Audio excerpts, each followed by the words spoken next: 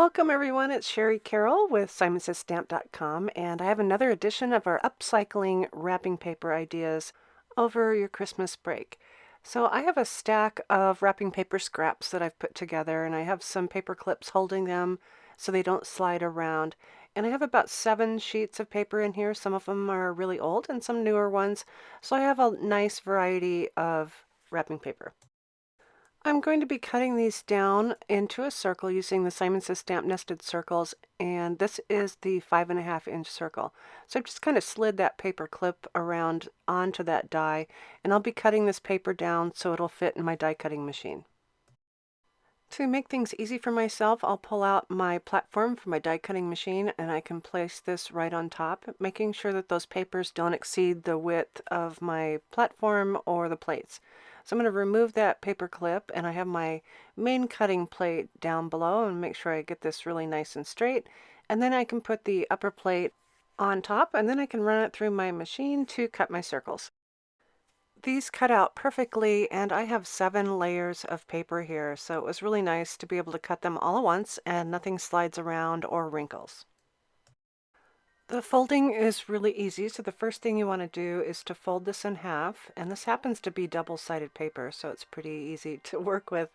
So I'm going to make sure that I have the half circle matched up really well at the top, slide it back and forth until that matches up completely, and then you can crease this with your finger. The paper is so thin, it's so easy to crease. The next thing you'll want to do is to grab the rounded side, and you'll fold this over, creating the width that you want at the bottom of your tree, and also paying attention to the height of the tree. So where they intersect from the left to the right will be the height of your tree. So once you're happy with that, you can fold that over. The next thing you'll do is to, again, grab the rounded side, and you're going to fold that back over, following the line that's underneath. Once you're happy with that, you can crease this with your finger to get a nice crisp fold. And once you've finished this fold, you will pull the rounded edge again over itself. So you're doing an accordion fold until you get to the top of the point of the tree. I didn't follow a pattern for this. I just winged it as I started off on the bottom of the tree. And so each of my trees are a little bit different. So I do have a little bit of extra paper to work with at the top, so I can just fold that over until I run out of paper. Having this extra layer at the top will also be helpful for when you punch a hole in it later for your string. Now that I have all my pieces folded, I'm adding a little foam square just under each of those flaps. I want it to sit up just a little bit. This way it'll reflect the light a little bit differently when you put it on your tree. And starting with the bottom fold first, I'm adding a line of glue just to that edge, and I'll just run my finger over it and take off some of that excess glue. Then I can fold this right back over and make sure those fold lines match up. And then I can repeat the process with my glue until I get to the very top to finish off each tree. Next, I'm cutting some of the Simon Says Stamp silver matte cardstock, and I'm cutting them in slight angles so they're a little bit skinnier at the top and fatter at the bottom.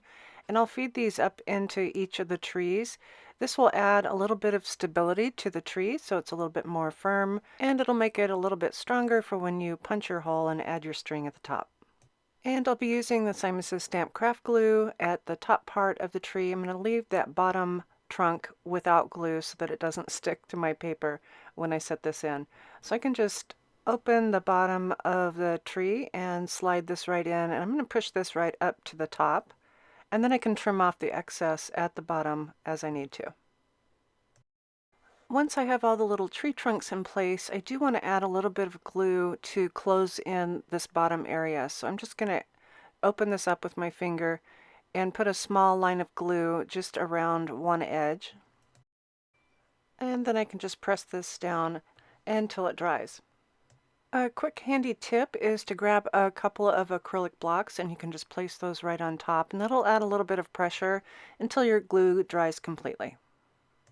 And once my glue is dry, I'm going to punch the holes into the tops of my trees. And if the tree top is pretty pointy, just make sure that you move down until you have enough area. And I'm using the smaller punch hole from my crocodile. Next, I'll cut some lengths of twine, and these are about 7 to 8 inches long. I want to make sure they're good and long so they can hang from the tree freely. And I've threaded one strand through the hole and then tied an overhead knot at the top. I noticed this tree trunk's a little bit long, so I'll trim this off to finish it up. When you have your trees all done, you can have some fun adding some gemstones, sequins, and even snowflakes. I hope you've enjoyed this project, upcycling your wrapping paper for the holidays. You can use these also as tags for gifts, and be sure to include the kids in the process. I've included my supplies in the description box below. We hope you have a happy Christmas, and as always, thanks so much for watching.